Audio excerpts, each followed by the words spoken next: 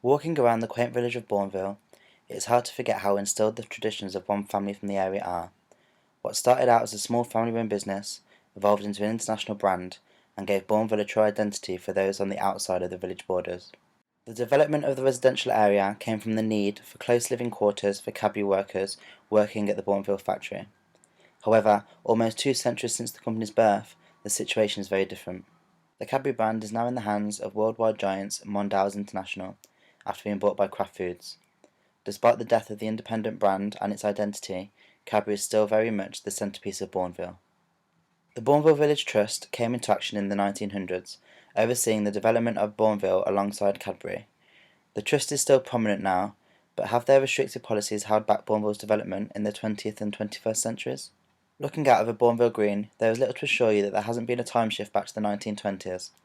A row of commercial units, yet no franchise in sight. A Lloyd's TSB branch sits on the corner of the green, with only a small placard bearing the logo to show that it isn't just another one of Bournville's historic buildings. So where is the Co-op, or the Tesco Express? You'll find a Tesco. The village trust couldn't stop them. But keeping in line with the walked village, one popular product isn't on the shelf there.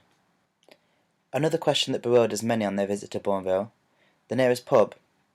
But there isn't one, due to the ban on any alcohol in the village. When speaking to the local residents, antisocial behaviour and crime seem to crop up in every sentence. They even managed to defeat Tesco in their complete fixation to keep the ban. And then you wonder, where are all the youngsters? A day walking around the village and I couldn't count the local youth I saw on one hand.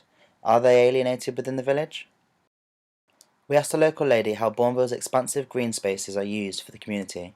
She replied they were used for choir performances, dances, and summer fairs. It had us thinking, this was all very focused on a supposed tradition, or was it outdated and old-fashioned? Even the alcohol laws cast minds back to prohibition in the early 20th century. Some of the best cities in the world are known for their balance of high-rise skylines and open green spaces, or their diverse cultural communities integrating as one. In Bournville, however, it seems impossible to ignore the undercurrent of stagnation and over-preservation within the village's older generation and the powers that be. When Cadburys finally leave the Midlands, will that be it for their village? The place may have charm, but it is wasted on some.